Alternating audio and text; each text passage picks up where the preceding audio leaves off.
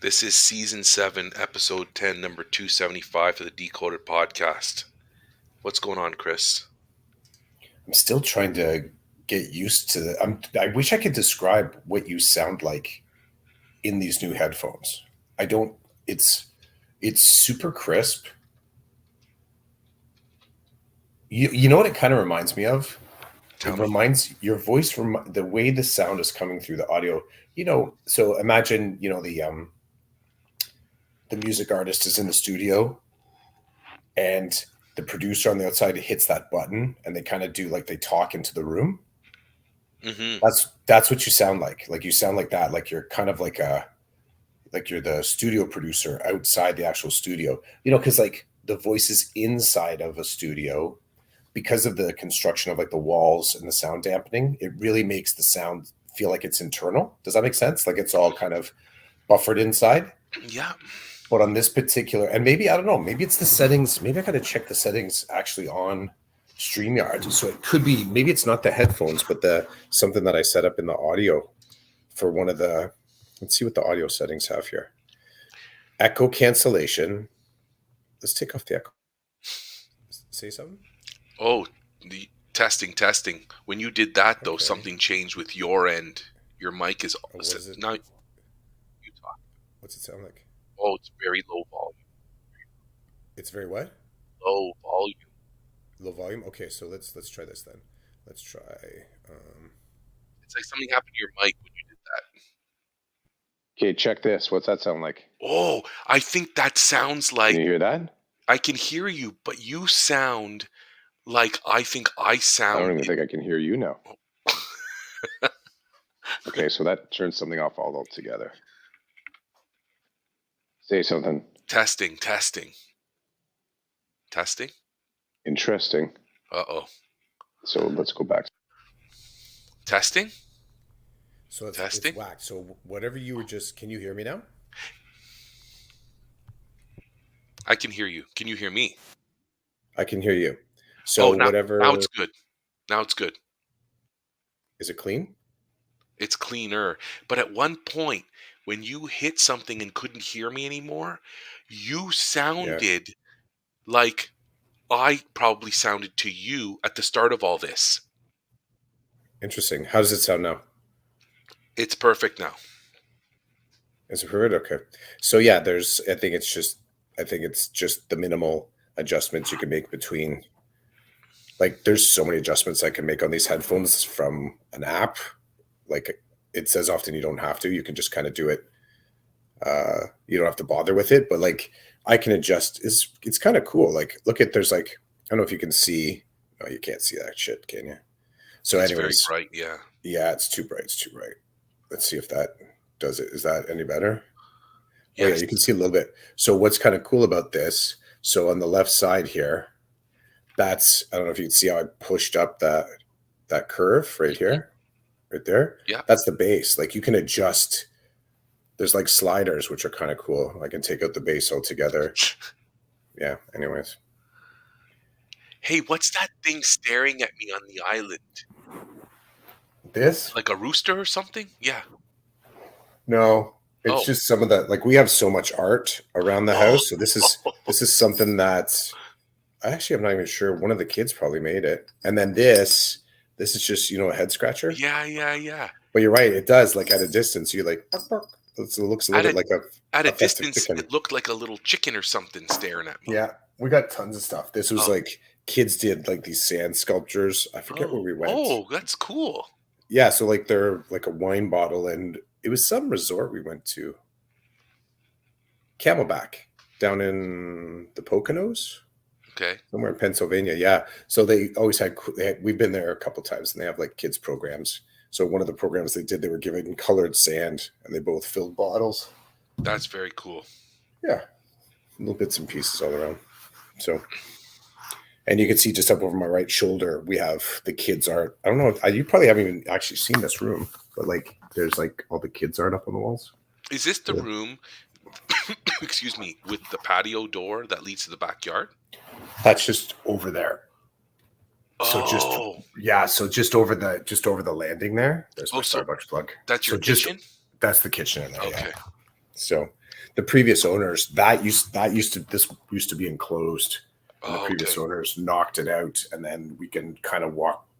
I can't do this right, but we could walk around this side there and then into the kitchen. I know now. So that the patio door leads out to the deck, and then right in front of the deck is the hot tub, and then that Yeah, window to your left is closer to the entrance into your backyard area. yeah, Okay, I yeah. got it now. It's all that. It's my spatial sense from the time that That's what. house. There we Yeah. go. Cribs part 2. Clef's Cribs crib part part 2. 2. So, for our listeners, I've got coffee again. So, Mm-hmm. my wife did her thing. She contacted Keurig and said, "We've had this machine for less than a year. Your warranty says 1 year. The machine doesn't work anymore. Please send us a new machine." Yesterday, the machine appeared. I was like a little bit excited for a package to come in the mail. Um, and yeah, I've got coffee again, so I'm happy about that. That's cool because it's funny. It's funny. So my wife all week is like, "I'm really sorry," because she decided to descale the machine, not me. She's like, "When was the last time this thing was descaled?" I'm like, "I don't know." She's like, I'm gonna do it." I'm like, "Go nuts." And then she's like, "The machine's broken." And then she's like, "I'm really sorry I broke the coffee machine because you can't drink your coffee." And I'm like, "That's okay." And it's funny. Lots of people were saying to me, "Oh my God." And I played it up a little bit. I tweeted about it, like, say a prayer, my machine's gone. I've not been dying. Like, it was kind of part of my morning routine, and it wasn't part of my morning routine. So, Mm-hmm. and I don't buy coffee. Like, I know I was talking to you about, I'll get, an iced coffee from McDonald's because I use my points. I'll pay for it too, but I'm not getting one of those every day. I'm not an everyday pull up and get a coffee kind of guy at the moment. So, um, I was okay. It's nice to have it though, but it's back, and I enjoy my coffee. I just saw on Twitter Eric Walters, the author of, Mm-hmm. I want to say children's books, but they're novels for teenagers, right? Really, what he writes anyway. Yeah, Um, I think so. he just posted that he made his wife's coffee, and instead of putting cream in it, he put eggnog in it. I don't know if you're an eggnog guy. I like eggnog, so I am going to purchase some, and I'm going to put it in my coffee. I'm looking forward to this. Um, I am an eggnog guy. Rochelle gave us a smile face and a GM. Good morning, Rochelle. Good Welcome. morning, Michelle. I don't know if so you pour that in the coffee like This as a is creamer. instead of cream. Yeah, put us a little bit of eggnog. I think that's one of those things for me that it starts with, I bet you this is going to taste awesome, and then just ends up tasting like shit. Like it It doesn't might. taste. Yeah, it doesn't taste like how it How you- doesn't. It yeah, it's betrayal in a cup. That's I'm going to call that. That's all I have to say about that. It's betrayal in a cup. that could be our new line of something. Betrayal in a Betrayal, cup. betrayal in a cup. Yeah, betrayal mix. Betrayal mix. I like that, Chris. Oh, I got her. It's because I don't take notes anymore. I've ruined our podcast. Basically, I was thinking about that. Oh, this did morning. you see this morning? I only pushed out our last episode this morning, like at 6 a.m. And then I tagged it onto X, and I'm like, okay, if you can't make it for the live today, maybe you can listen to our crap from last week.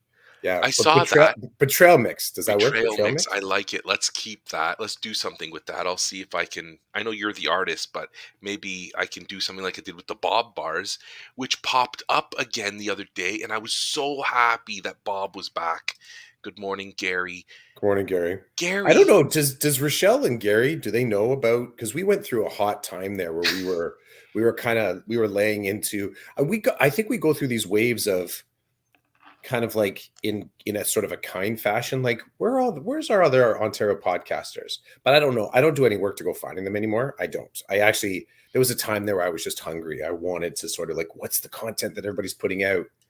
Now I'm just like old man on the porch in my podcast rocking chair, and I just don't give a shit. I'm like, if you stop by, it was the right thing to do. If I never see you, well, oh well. Like it's funny, eh? But I think that was the last hot minute of COVID podcasting for us when we were starting. I think that was when we officially started to see, because we identified these waves, right? Like the first wave was everyone was scared shitless, no one's talking about anything. And then the second wave was, okay, that person's an idiot because they're saying there's a way to do COVID teaching.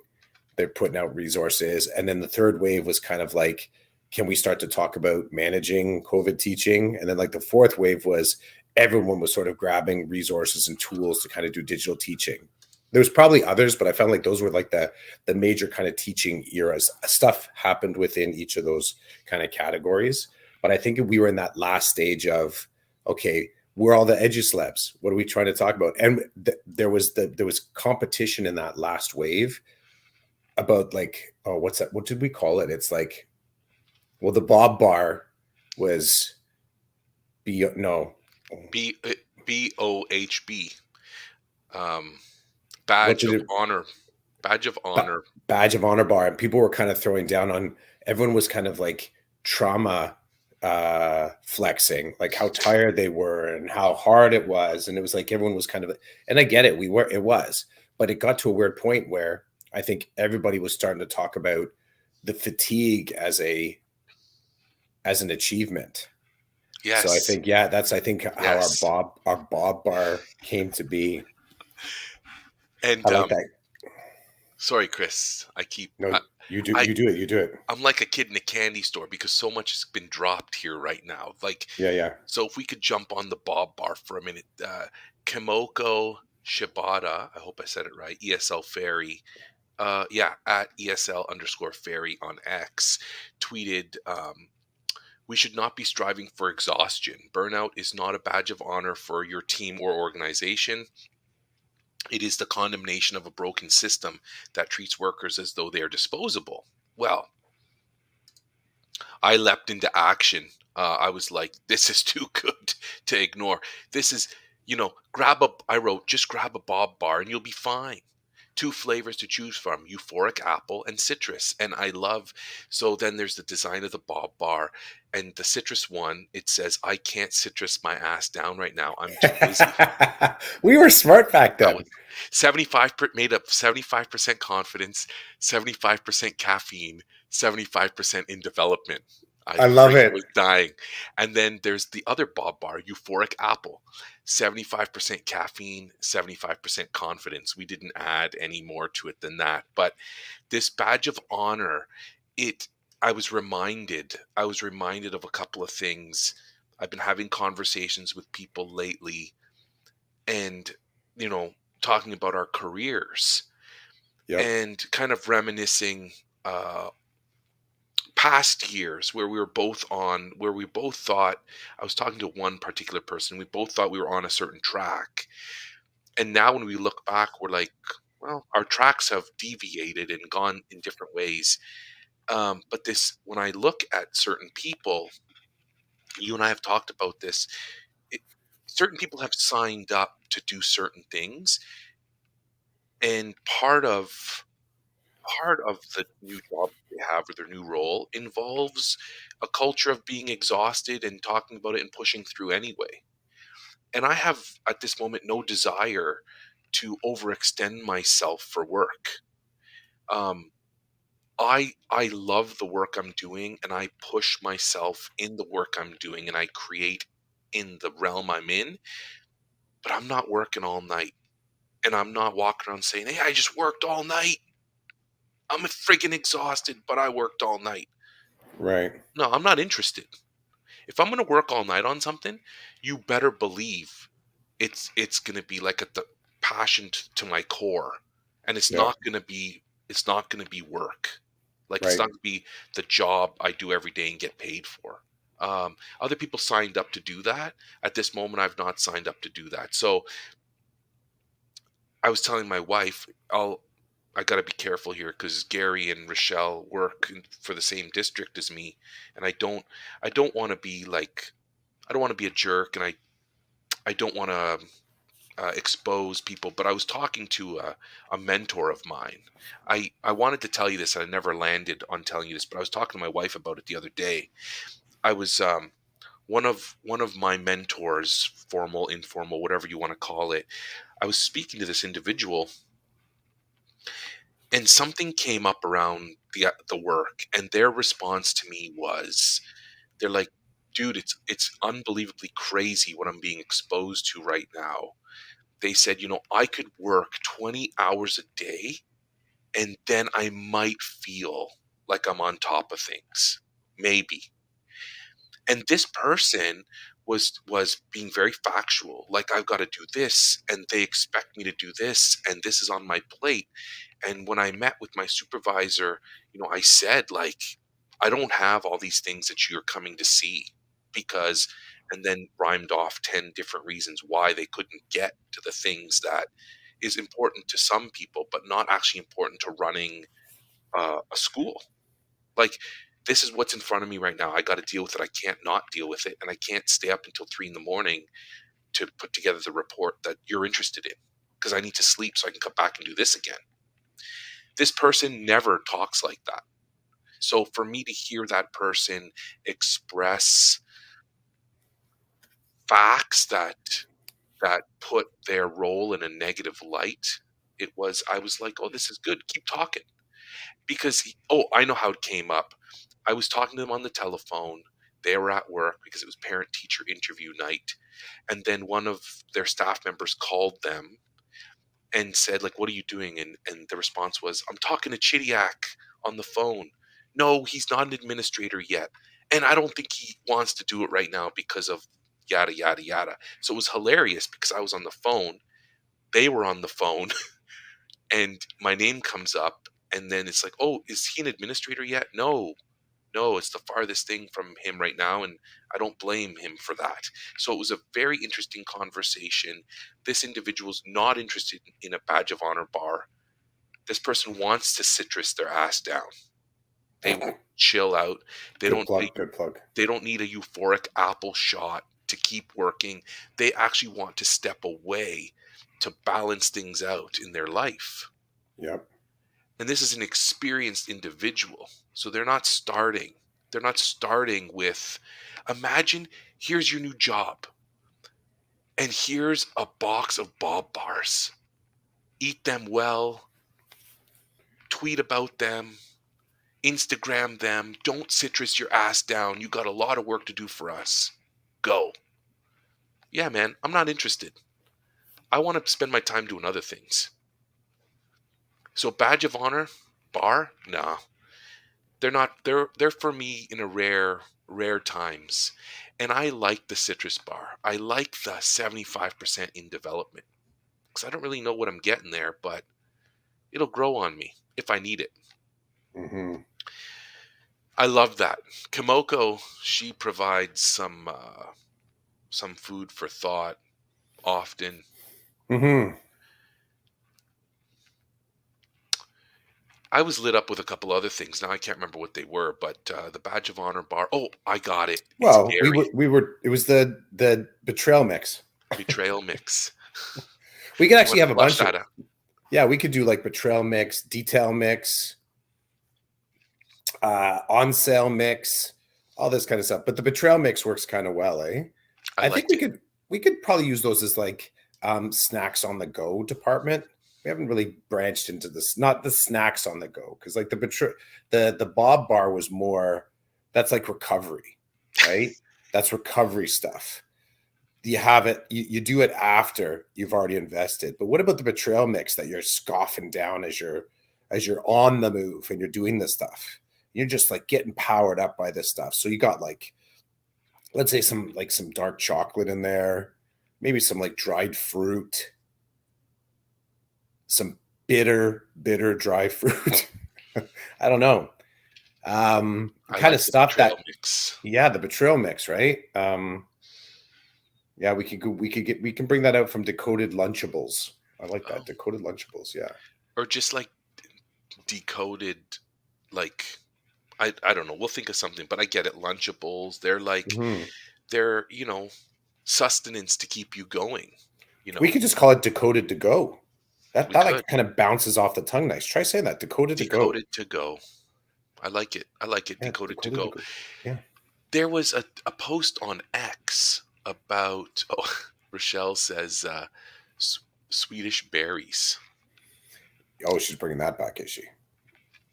I think we had this conversation. We had this conversation, didn't we, Rochelle? I think Swedish berries. That's so 5 episodes ago, but yeah, I get it. Hey, we're lucky Rochelle even spends any time here. That I will say, on the other hand, that was a beautiful little bit of interaction. Let's just say that was. I like that. There was some playfulness. I get it. I get Okay, it. I'm diving in, Gary. So there was a post on X around the Model UN. I guess they got together recently at somewhere. Gary, were you part of it? Because there are pictures, but you're not in any of them, Gary. Why, Gary?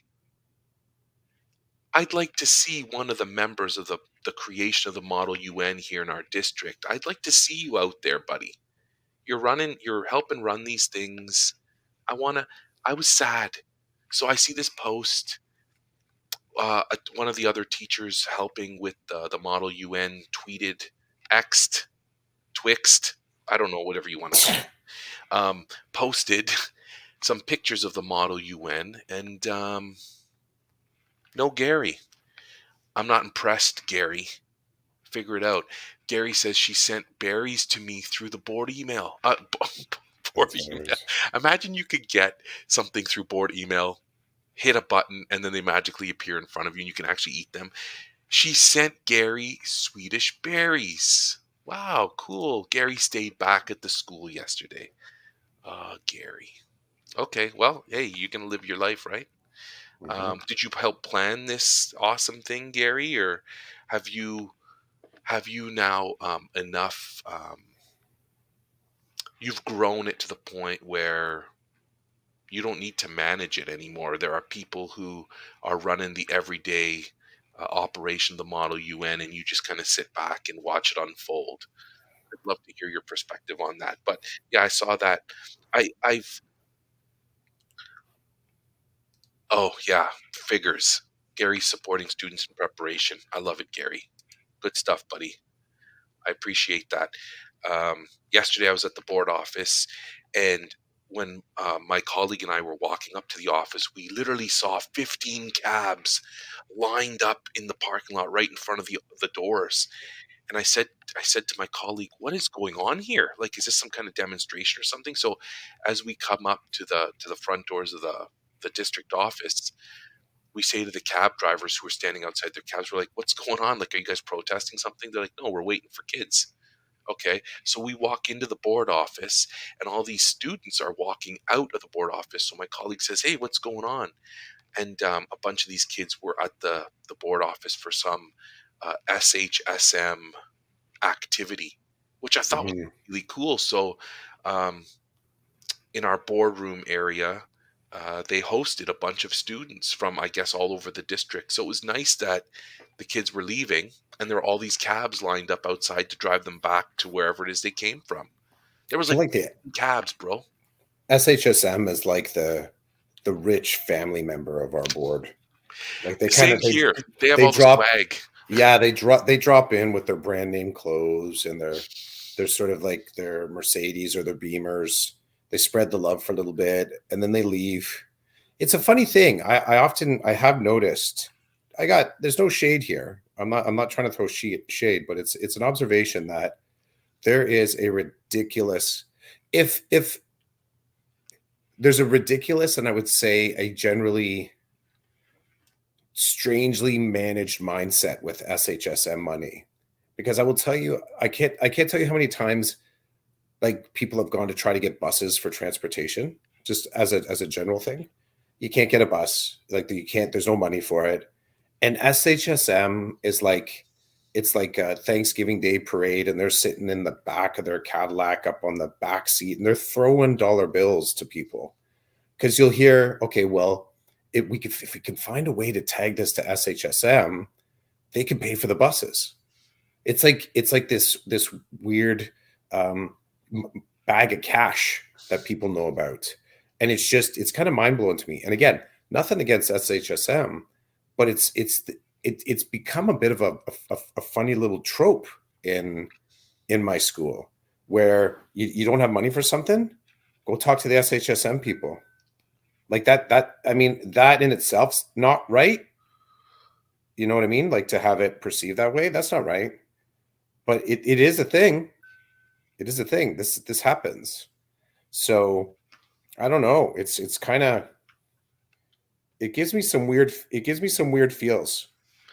Well, how interesting is it that you're in York Region Public, I'm in Waterloo Region Catholic, and we both land on the same place that we both know SHSM has a lot of money. I remember years ago, um, with a former superintendent here who was, I think, helping. It was maybe part of his portfolio. I don't know, but I remember being at a committee meeting, and one of the consultants who was connected to SHSM walks in and opens up this bag, and there were like Gold nuggets. pens and other useful like stationary type stuff, and he's like, hey, I just got an order, if you want some, grab some. And I remember jumping for the pens because I'm like, free pens, that's epic. And they've got the school board name and the logo on it, and they say SHSM on it. And I'm one of the high school guys, because I was in elementary then. Well, I still am, but you know what I mean. I was in elementary school. One of the high school guys is, that's where the money is, SHSM. And that was years ago. Yeah, you're right. If you need money, go there. That's where the money is. And everybody knows it. So it's funny that we've never talked about this before. You're in York, I'm in Waterloo, two different districts. I'm small, you're big, and we both know that's where the money is. It's very interesting to me, Hmm. and very, it doesn't feel right, but it's right in some way or something. Like somebody said to me the other day, they're like, "Oh, you must have a lot of money," and I'm like, "What are you talking about?" And they're like, "Well, your role. There's only one of you, and you're across the whole board." And I'm laughing, and they're like, "What's so funny?" I'm like, "I got no money, bro. What are you talking about? Like, there's no money. If there's no money." I mean, I could talk to my principal and go to her with an idea about something, and if it's a worthy idea, she might say to me, "Okay, let's look around and see," or, "Yeah, I can help you with that this time, but I might not be able to help you with that next time." There's no money. I don't know. I'm like, "What do you did I make it seem as though there was money? Because there's no money. I just go and do my thing. If I bring something for a kid, I paid for it myself. Like, Hmm. it's nobody's buying me stuff to bring to kids or to do with kids or whatever." So, and I remember at the start of this initiative, um, there was me, another teacher, and a social worker, and I remember it was one of the strategies that we wanted to use to help kids, because we were working mostly with high school kids, was bus tickets. Like, they'd be like, Yeah. "Can't get there because we can't, there's no transportation." So I remember my colleagues were like, "We need money." And people were like, "There's no money." And they were like, "How could there be no money? Like, you tell us to go do this job, and you want us to help kids get to school. Some of these kids are going to need a cab. Some of these kids are going to need money for a bus. What do you mean there's no money?" And it's hilarious because I remember looking at them thinking, I guess I've been trained really well in the public education system. I've never expected anybody to have money for anything. So, because as a classroom teacher in elementary, I learned right from day one, if you want something, you could ask your administrator, but chances are you're buying it yourself if you really want it. And then you learn quickly that when the school buys something, they buy one for 10 people, right? So Hmm. then it's like, when people come into my class, they're like, "Hey, can I borrow those computers?" No, you can't. "Oh, I'm going to go talk to the principal." Go ahead. Those are mine. I paid for those out of my pocket. Then they Hmm. look at you like, "Oh." It's always, "Oh, well." And it's like, I'm happy to help, but those are mine. Those don't belong to the school or the school board. Why? Why did you do that? Because I believe they're important to have in my classroom to help my kids with their learning, help me with my delivery of the curriculum, right? So then the last thing I'll say before I jump into Rochelle's comment, I've had a couple of principals along the way that have said to staff, if you need something, I will do my absolute best to make it happen. Come to me and let's talk. I've had other principals say, I'm sorry, there is no money for anything. So don't come to me. And they don't say it like that. But that's the message. Like, don't come and ask me for $1,000 worth of new books. Like, I don't have that. And other principals are like, $1,000 worth of books? Okay, let's figure this out. Let's talk. Then there were some principals that by, April, they're like, all the money's gone because people came to me from September to March asking for stuff, and I made sure to get it for them. So put it on your list for September and October, and I'll see what I can do. I transferred schools one year, and the class that I was coming into was a brand new class. So the school had a big time uptake in new registrations. They had to create a new grade 2. It was a grade 1-2 class. It had to be created. I got the job. So I get there and I meet with the principal. And I'm like, can I see the room? I walk in the room and it's hilarious. It's empty. Like there's desk and chairs, but there's no resources, no manipulatives. On one shelf there's like 4 binders. The math binder for grade 1 and grade 2, the religion binder for one of the grades, and the social studies binder for one of the grades. It's like, oh, I don't even have the resources for both of the grades I'm teaching, right? And I say to the principal, there's nothing here. And he's like, I know. I'm like, can you buy me some books? Like, what are the kids supposed to read? Now, I had stuff, but I was like, come on, man. You got nothing here? And if there was anything here, where did it all go? Because I know in the elementary culture, somebody sees stuff that doesn't belong to somebody, bam, it's gone. They grab and run. He's like, yeah, I'm sorry, I don't have any money to buy you anything. I'm like, so you're telling me you have a new classroom. There's going to be like 22 kids in here, and there's no money for these 22 kids? He's like, no, I don't have any money for that. And I was like, are you full of shit? Because I knew this principal. He's like, Roland, I wouldn't lie to you. Like, I don't have money for that. I can't, there's no money to create a classroom like the other ones that exist. I'm like, well, that's a problem, dude. Because he knew I was coming with stuff. Like, he knew that room was going to be full of tech instantly. There was going to be more tech in my room than there were going to be books, literacy probably. materials. Yeah. Which is awesome because I could access literacy using the internet, right? So I was going to be able to get kids to read, but to actually hold a book in their hand, nobody was going to buy me those. I made it work. And then when I transferred, the next person who came in said Roland stole everything. And they're like, Roland didn't steal anything. This is what it looked like when Roland walked in. And then I was like, are you for real? Why don't you come talk to me instead of starting to tell people what I did this and I did that? I left in that room what was there when I got there, which was nothing. I took all my books. Why would I leave my books? They're mine. I laughed actually. I left like the grade 2 social studies binder. There was no grade 1 one, and nobody wanted to share it with me. And the math binders were there. I'm like, there it is. Have fun. Where's Chidiac took everything? No, Chidiac took all his stuff. Rochelle says, I asked my admin if there had been money allocated for our spiritual development day to help with afternoon activities. I was told no. I'm sorry, Rochelle, I'm not surprised. I hope you're not surprised. You're a veteran now. You know better. Gary, is there any money in high school for student success? I know that that's where you work, so tell us.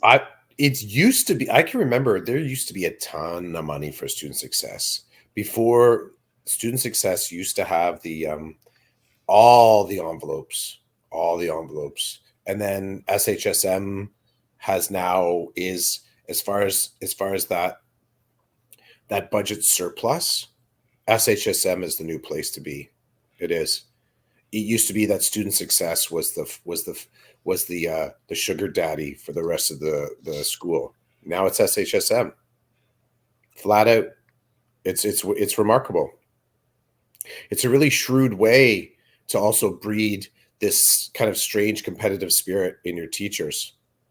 So you're doing an art project or an art trip, and you're like, oh, I wonder if I could tag SHSM into this. I better go talk to them, right? Like this kind of survival of the fittest for profit. So student success used to be that space. You get the student success thing on board, and the great thing is you could justify it by saying everything is student success. So I love that. yeah. Oh, Gary says not the same. Not sure where the envelopes have gone. But you remember back in the day, Gary? You remember Gary? Do you remember those lunch? You remember those luncheons? Do you remember those luncheons, Gary? You had all the choices, and the breakfast buffets. Yeah, we used to. I'll say it's probably about a decade ago. I was a part of Student Success, and we would have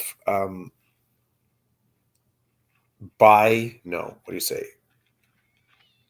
How do you say if you have it every 6 months? Is that you just say it twice a year? That's not bi. Bi-yearly? Is it bi-yearly or does that mean every 2 years? I think bi-yearly means Like halfway? yeah. Okay. So yeah, so we had it. There would be one in the fall, like a planning and a launch, and then a one that let's land and see where we got to. Man, those were great. Those were great. And you would get to plan with your student success team. So you would bring just outside of Newmarket, there's a golf club called Cardinal. And that was where it was always held. I don't know why it was chosen, but that was where it was always held. And we would get some cool presenters. We'd get some innovators talking. Of course, you'd have the director coming in, giving some sort of a blah, blah, blah about that. And then you'd get to take the afternoon with some of the stuff that's been introduced. You'd get to work in the afternoon and kind of collaborate with other student success teams, which was kind of cool. They don't do that anymore. And you know what? So be it. Whatever. The money changes, right? But that was I can remember going there and sitting there having the food. I'm like, man, because I'm like, I want to stay with this portfolio. Like it. You go and do well, you know what? There's something about, it's almost like I'd want to do what's the, maybe I should start doing this. What's the food rating website? I always forget the names of them. Oh shoot, bro, I don't know. You know what I mean? Like where you can go rate restaurants. Oh yeah. What are some of the names of those? I'm not Rochelle, Gary, what are they called? They used to be really popular, but now like I don't know if people really. What's a food rating? I can't help but think of food delivery places like Skip the Dishes and Uber Eats. But before that, you would go to, there was some renowned name. I got to Google that shit. Food reviews. And as soon as I see it, I'm going to be like, oh, Yelp? right. Yeah. Yelp. There was another one too. Yelp and Google one. What? Google reviews or something. I'm sure. No, it was not like the it was Google. A generic name. Well, there's Yelp and then there's other. Yeah, just like you can't put in Yelp. They won't get any other competition.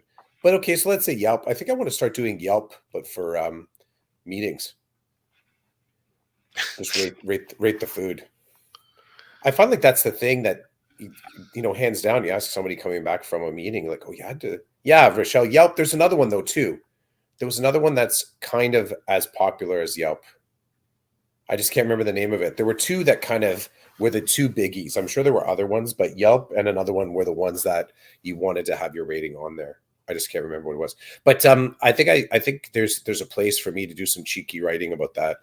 I bet there is. Yeah, the food reviews from meetings. So talk about the ambiance, like talk about like take all of the atmospheric necessities of having a meal and just apply it to a meeting. I think I want to explore that. But I find that's the first thing. Like, even the other day, Karen coming back from a meeting she went to, and it was a big equity meeting, and I was like, "How's the food? What'd you eat?" And right now, the comment often is, "There were wraps. Wraps are the thing right now."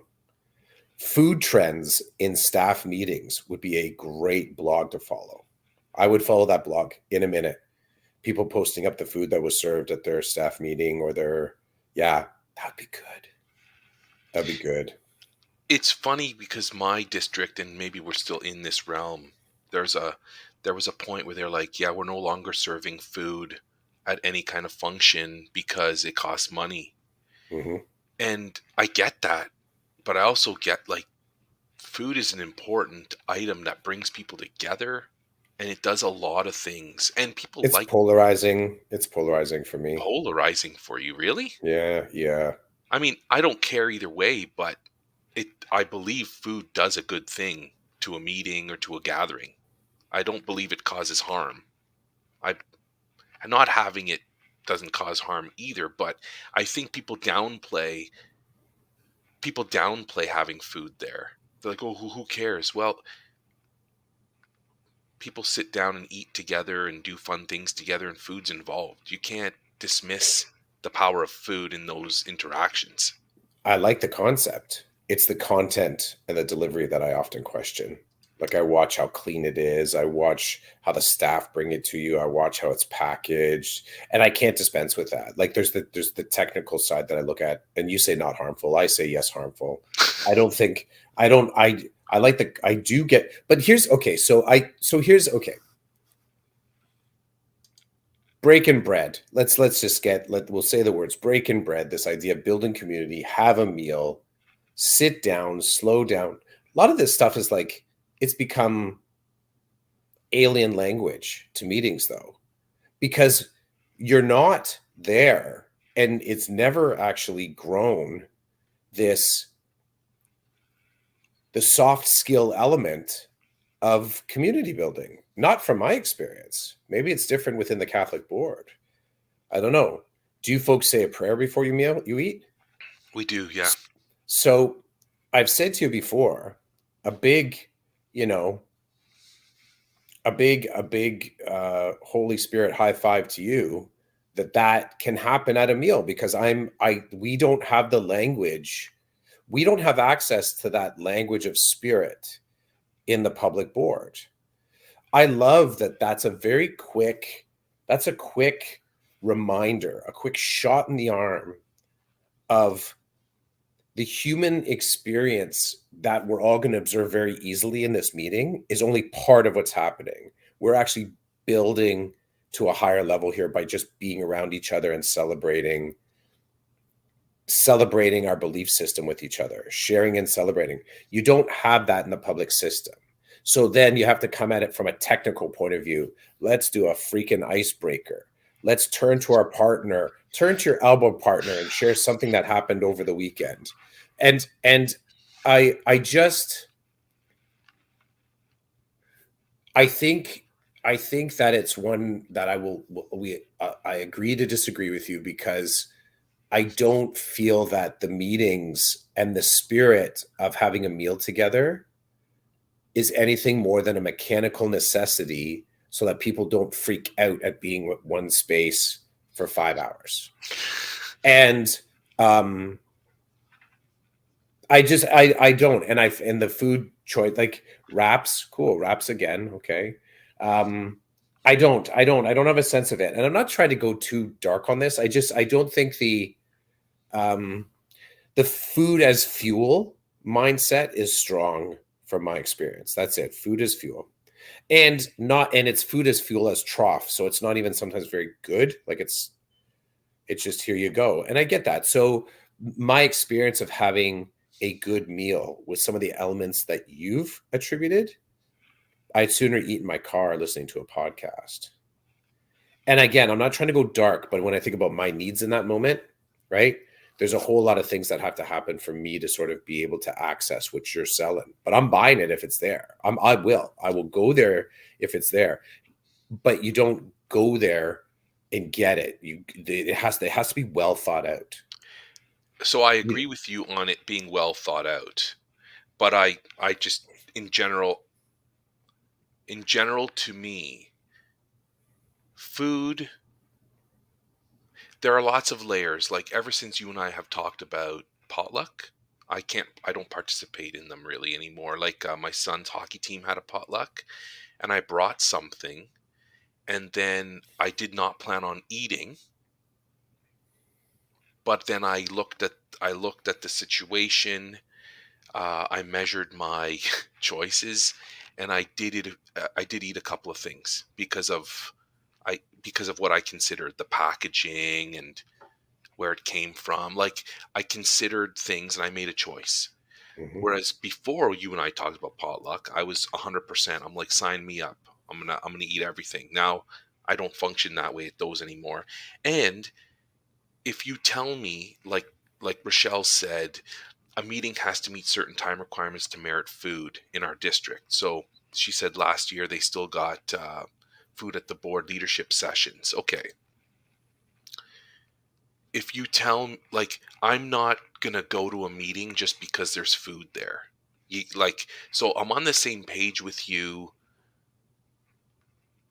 in spirit with part of it. I guess my argument in general, because there's lots of layers, my argument is I think some people underestimate the power of breaking bread in certain situations. I think that it can bring people together, and I think it's a great way to break ice.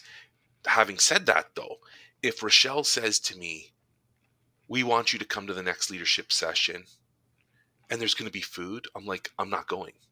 Doesn't matter if you have friggin' gourmet steak, whatever. I'm not going. I don't want to be there.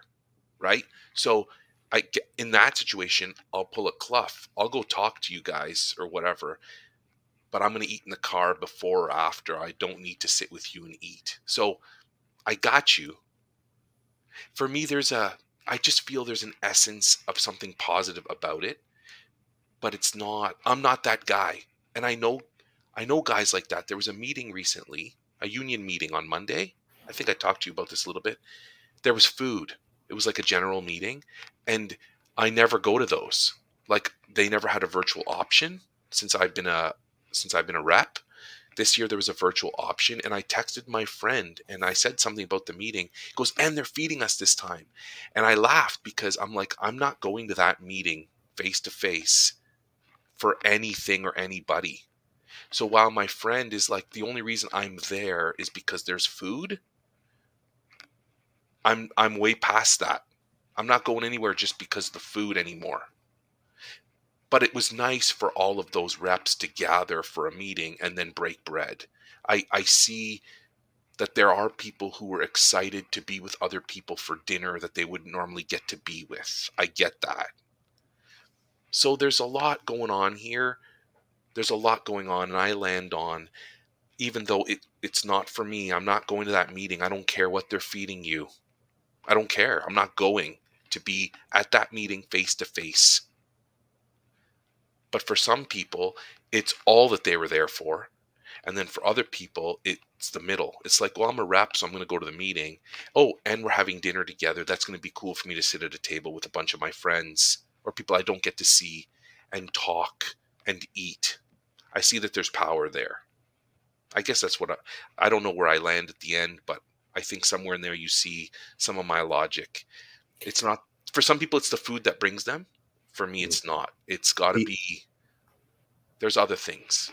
the only thing, I have a single point checklist rubric. That's it. That draws me to a meeting. That's it. And I'll leave once it's satisfied if I can. I won't stick around for pleasantries. Is this new learning that I am curious about, that is necessary to my job and my students, and will create, it'll be generative. It'll create new learning for me. That is my single point criteria for going to, raising the possibility that I would go to a face-to-face, but definitely the single point that would make me attend a meeting willingly. That's it. It doesn't matter if it's an ISTM, so an What's in-school team meeting. ISTM? Yeah, as I said, I know it. In-school team meeting. So for us, that, right? Staff meeting. There are things that I'm duty bound to go to, but when it comes to the stuff, the food will never. It's not even on the list. I don't give a shit.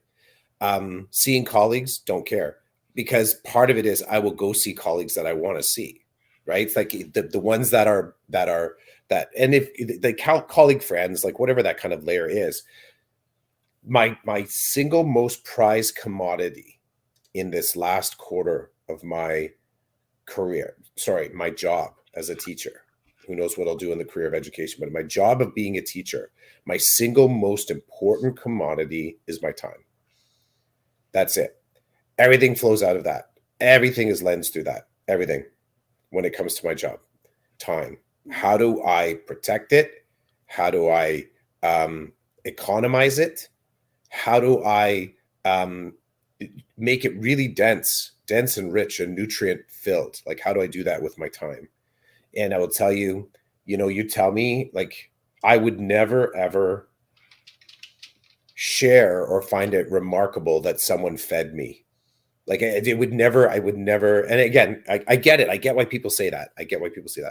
But to sort of have the meal at a place, I know at the beginning of this, I was talking about, remember the meals, Gary, remember the meals, the student success meetings. But part of that was cheeky irony as well, right? Like that was a school board with more money than mindset. Like there was no reason for us. There is zero reason to gather like that anymore. You mentioned the digital meeting. There is very little reason for any of us to gather anymore. I think we just have to learn how to gather better digitally. There's a really great book. I got to find it because I got to mention it. While you do that, no problem.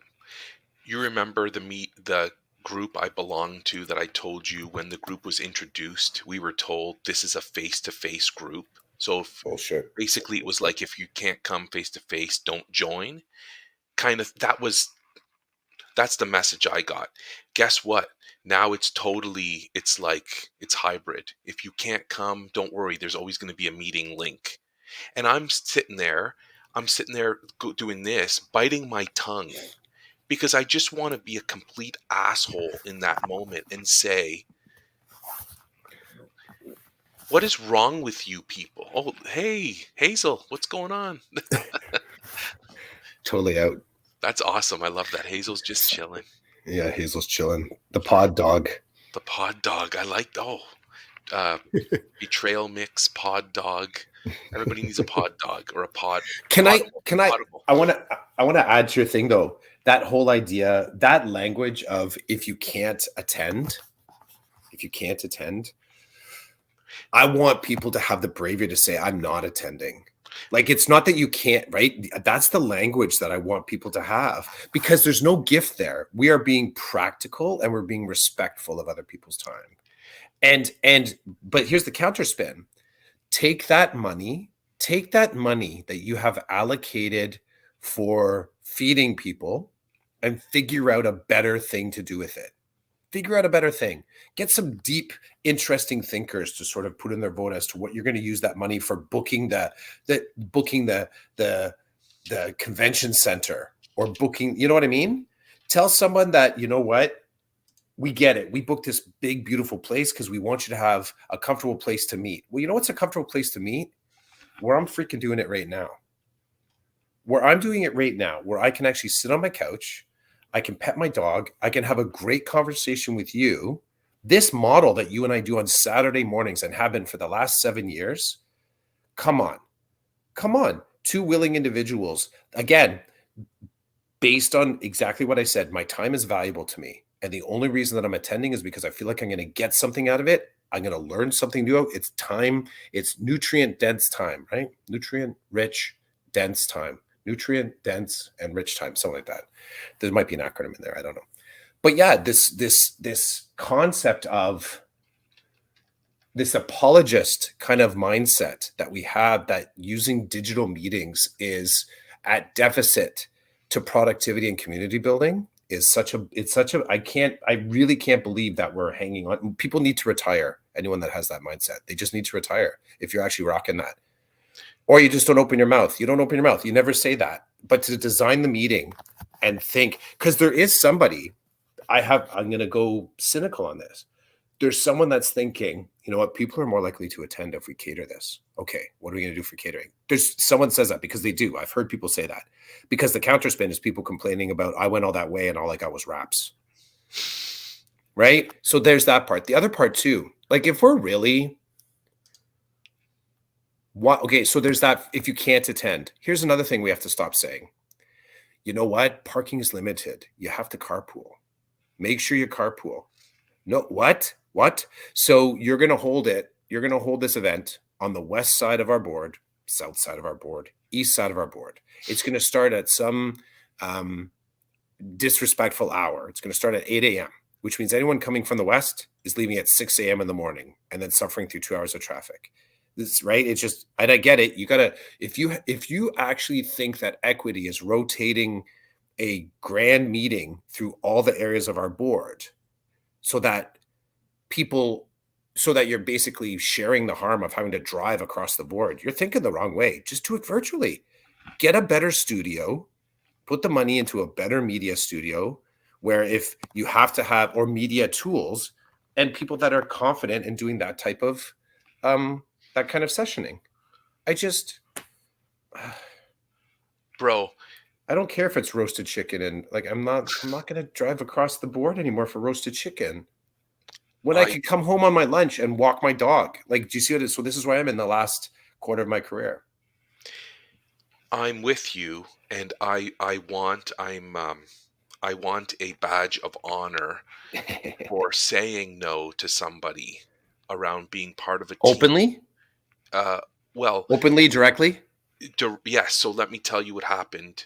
Good. So, okay, with the most recent group I'm part of, it started with this is going to be face to face.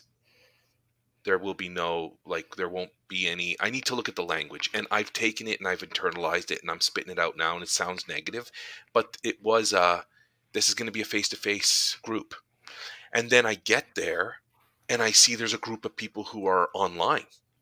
So I'm like, right away, people lose credibility with me. Instant loss of credibility. Because I'm like, who's got the balls to stand up and say, I said this was going to be face to face. So why are we now all virtual? Because of Yeah. power. The people that were one or two of the people that were, no, more than two, the people who were virtual had power over the person who was setting everything up to do it. So it's like, oh, well, the person that's more powerful than me has decided this isn't going to be a face to face meeting. Oh, fancy that, right? So I'm sitting there, I'm like, you just lost a ton of credibility with me. I don't even know if I want to be here anymore because this full of shit thing just doesn't sit well all the time. I went to the second meeting and more people there. I think I texted you, more people were virtual than they were in the room. But Yeah. I went to the room, okay? Because I tried to honor my commitment. I agreed. You said face to face. I agreed. Here I am. Who knows what will happen with the third meeting? I may not go face to face. But rewind to June. Get an email. Hey, I'm putting together this group. Let me know if you want to be part of it. And I said no. And then I got a response that said, "How come?" I said, "Because it's face to face. I'm not committing to that." Then they tell me, "Oh, don't worry, we can do virtual now because principals said they're not coming face to face. They can do it virtual so they can remain in their school." So I'm like, "Oh, that's nice." So a teacher says to you, this is, yeah, I don't want to do this because I don't want to have to be at the board office at 4 p.m. on a Thursday every second month because I don't know what's happening in my life. I'm not committing to that. But virtually, I can be on this thing wherever I am at 4 p.m. on a Thursday, be it at the hockey rink or cooking dinner because it's my night to cook or whatever's happening. I can participate. I'm like, so for me, it's no biggie. I have no power. So when I tell you no, and you say why, and I say because there's no virtual option, I don't want to sit with all these people face to face. You're like, oh, that's too bad. But then the minute somebody with power over you says, oh, I'm not coming either because it's not virtual, and then you shift it. You're like, oh, it's virtual now. That's what they're like. Oh, it's virtual now. You can join. I was like, I don't know if I want to be part of this because, again, why the F are you making these decisions if they're just going to be reversed? And what kind of world are we living in now that it's like they're nostalgic for face to face. Like, we got to go back to the way it was. We got to be face to face. No, we don't. The world friggin' shifted. The world shifted in a way that you made every teacher go remote. Thou shalt go remote. You must. And now it's like, oh, COVID's gone. We'll wait for the next. Wait for the next big problem, and then we'll shift again because we can. No, you guys are all full of shit. We've shifted.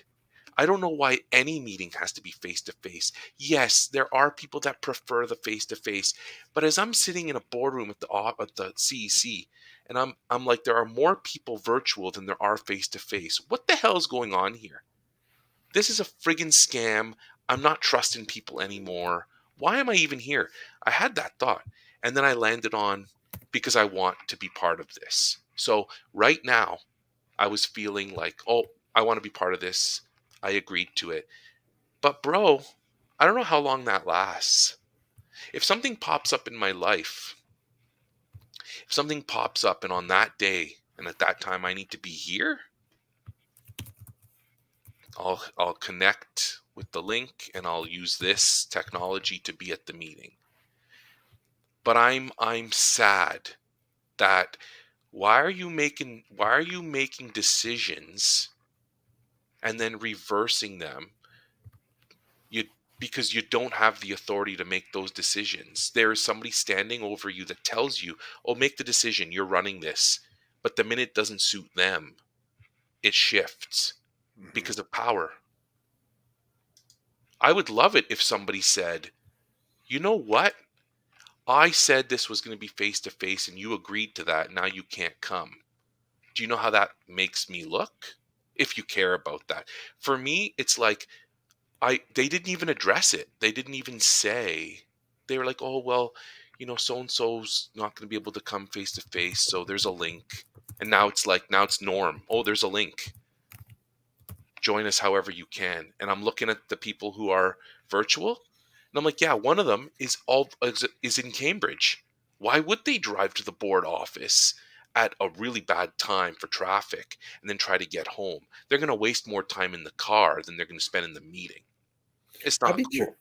I'd be curious. I don't know, Rochelle, Gary, if you're still kicking around, what are the non-negotiable criteria for having a face-to-face?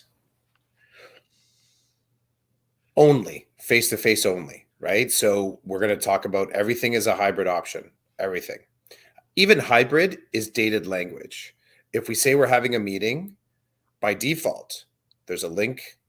But so we just say I think it's in my mind, meeting doesn't mean face-to-face anymore.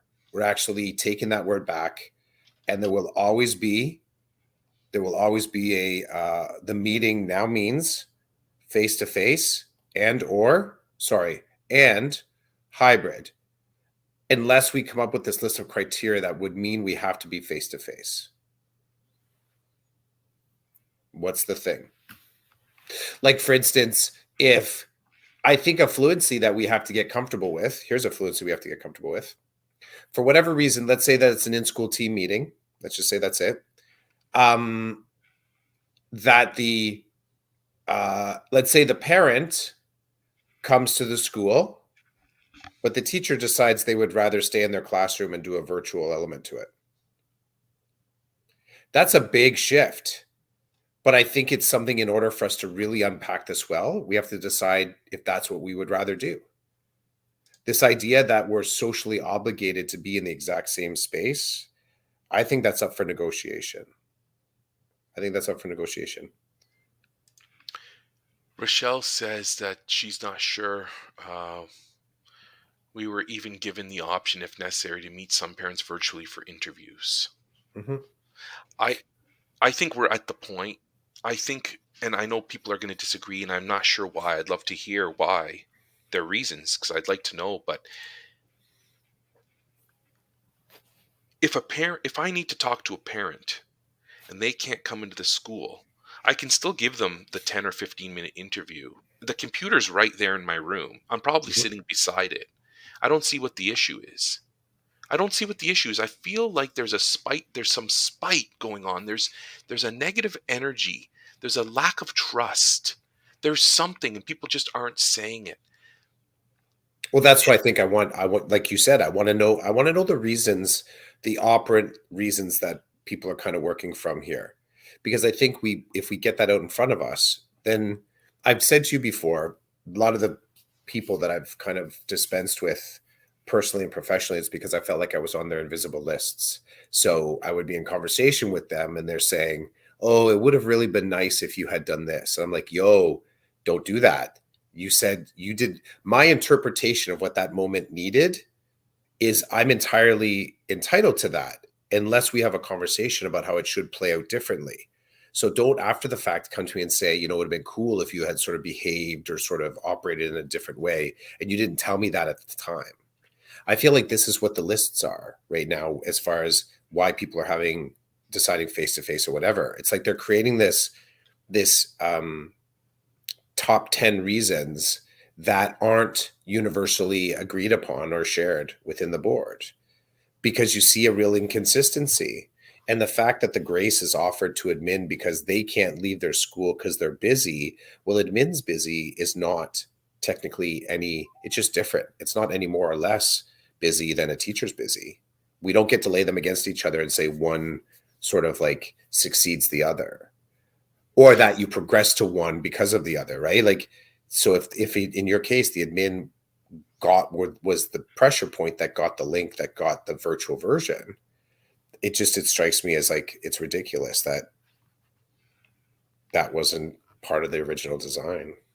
The person with the power, their opinion seems to matter more. So in my opinion, so like the principal busy, some of these people think that they're busy is more important than a teacher, which is interesting to me, because when you see the person with power sitting at their desk and not in the same room as us, it's like, I get that. Why can't I sit in my office here after school hours and be working on one thing and be in the meeting? Because that's what was happening.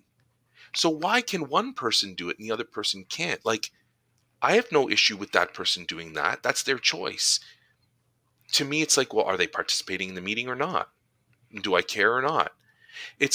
I just feel like there's some, Gary said, I'm not sure, but I think the nature of the meeting should play a significant role. The quality of collaboration can change online.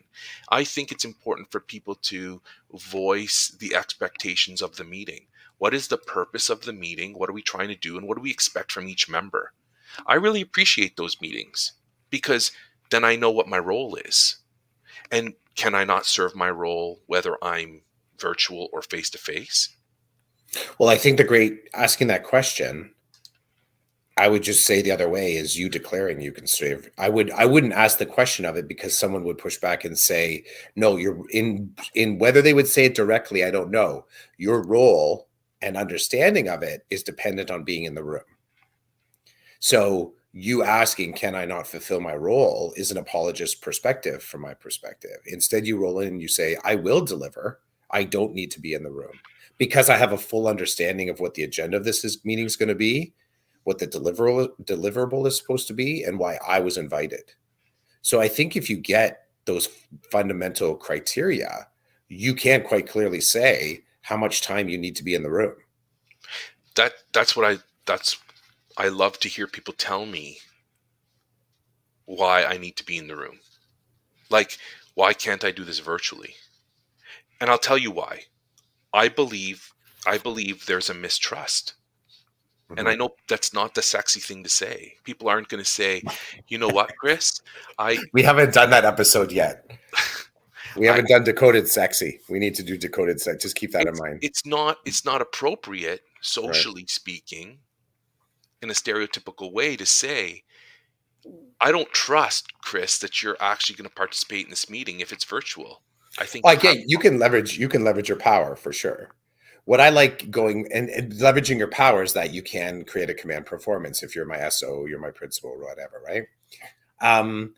I've spent enough time in the job, though, to know that there are ways to understand whether or not your power is, it's all solar, as in you're kind of just creating it yourself. You're all chlorophyll, or is it actually a rule that's on the books?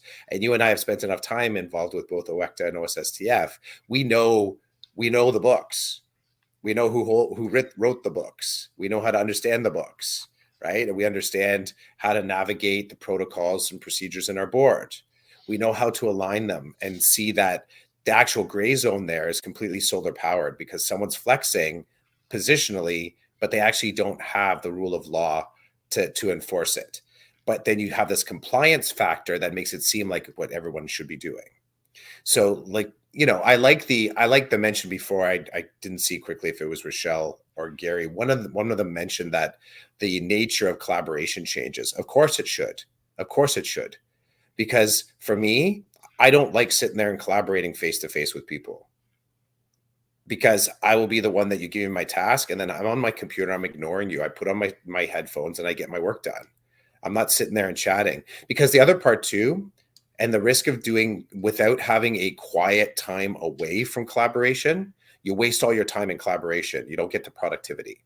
And then that productivity is offloaded to your private time. And I'm going back to, I'm not using my private time. I'm using very little of my private time for my job, my family time, my dog time, my podcast time. These are all the times that I'm protecting. So the quality of collaboration, I'd be curious to, I would say the nature. Quality for me feels a little loaded. A little bit. I would just say the nature of the collaboration changes. Can you just put that quote back up again? Because there was something that Gary said before that. Okay, so the nature of the meeting. And Rochelle said something prior to that too that I had in the back of my mind. You got Rochelle's just same. Yeah, Rochelle, something just prior to Gary's quote about meetings. No, that wasn't it. But I think after. Maybe. Oh, that right there. So that comment about when the number of people online is excessive. So again, technical problem. But I will say the social affective problem and sitting in a room watching individuals talk about their weekend and not getting to the work, that's excessive for me. It is. You know what I mean? So there's a trade-off there where I think to myself, I'm here purposefully. It may include saying hi to a couple people, some high-fiving, and then I'm like, let's get to work. We're here on, and the other thing too, we're here on somebody else's dime.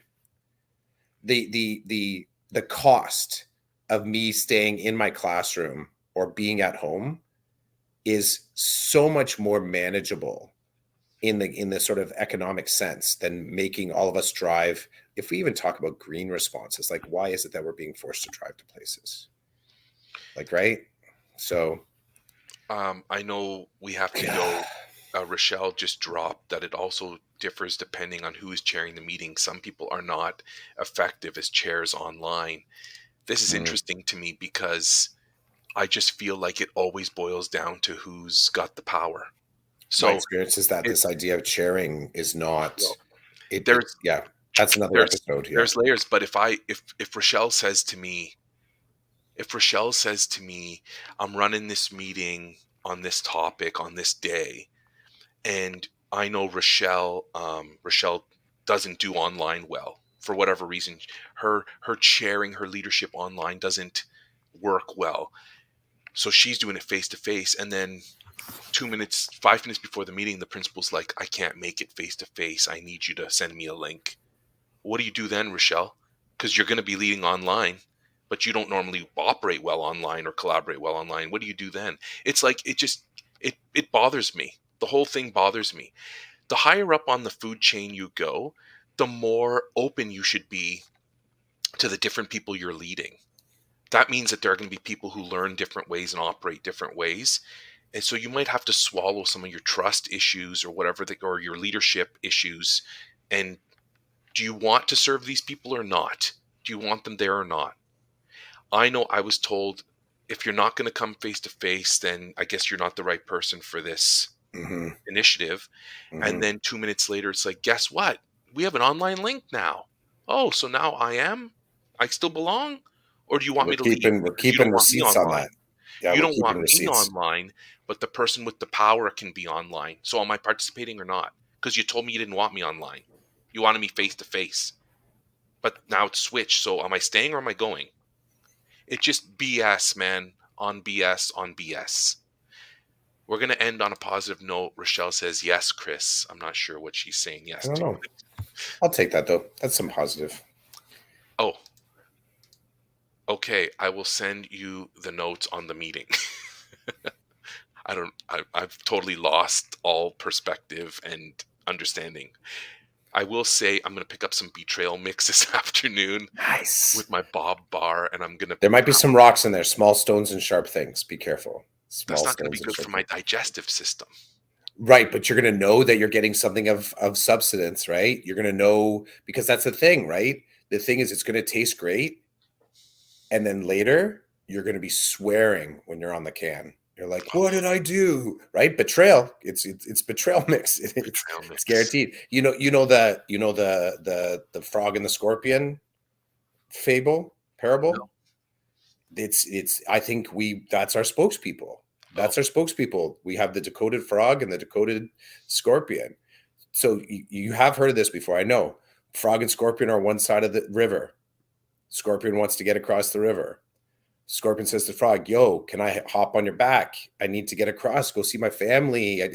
I got to get to work. I got all these things I got to do. It's on the other side of the river." Frog's like, "Yo, give me a break. You're a scorpion." Scorpion's like, "I promise. I just need to ride across the river. Come on." Frog thinks about it. He's like, maybe. I don't know. Scorpion's like, "Please, please, please. I promise. I promise. I'll have good behavior."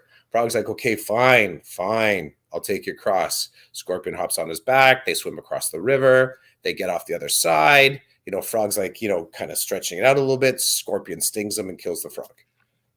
As the frog's dying, Frog's like, "Yo, what's up?" Scorpion's like, "I'm a scorpion. It's in my nature." Betrayal bars, baby. betrayal bars and mix. Yeah, it's in their nature. We won't get to the betrayal bars right away. I think because the mix is easier to do because we don't have to get all the other stuff that goes along with betrayal mix to stick it together, right? Like the emotional sweeteners, the social glue, right? All these things that stick those nutrients together and make you miss the little piece of glass in there or the scorpion sting. So we'll I start with get, the betrayal mix. We'll just have a loose bag. I get it. Pop a few pieces in your mouth. Before we go, Gary had said a while ago he remembers having to hold yearly meetings with the SO to highlight how money was being used and to highlight the initiatives that were funded. So there was some accountability there. Hey, is that the sad coffee cup? Is that what that It is? is. It's the leaky coffee cup. Oh, it's leaking? Okay. It's got a little bit of leakiness to it. I figured out how to put up pictures from my tablet, so I'll get it up faster this time. I can email it from my tablet to my Gmail and just go from there.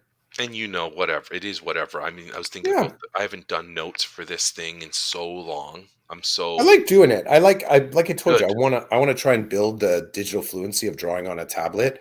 That what I've been practicing is layers. Hmm. So that picture has 6 different layers on it that I can adjust them independently. So I like that. I like learning how to do that. That's cool. Very Yeah. cool. Okay, bro. Thanks for your time. Thanks everybody for joining us. It was, I thought, a great conversation. Hmm. It's always nice to have people jump in virtually, and not. I don't want you in my house, so we're good. If I'll say, if ever there's also too, like Gary and Rochelle and the other people that I've kind of connected, if there's ever something that's like, midweek, go back to one of our chats or whatever, message one of us. Like, what do you guys think about this? Always happy to sort of have another topic kind of in the mix because we come here and we freestyle a little bit. Each of us live our educational, our dad, our personal lives, and we come in and we chat it out. But if there's something that's like you're curious about, like, hey Chids, what do you think about? Um, Not an ask me anything, but if there's a topic that you're curious to kind of hash out a bit, come here with that, right? Come here with that purpose. We're happy to play along with you. You've contributed a lot. You two and a handful of others have contributed um, just an amazing amount to my own professional learning and my personal interest in education. So please drop us an idea. We're happy to play in the sandbox with you. I agree. The interaction certainly added another layer to my reflection, Hmm. and it's always good to be outside of your own head for a Hmm. lot of these things. Okay, this was season 7, episode 10, number 275, the Decoded Podcasts. Peace. Take care, everybody. Peace, guys. Thanks.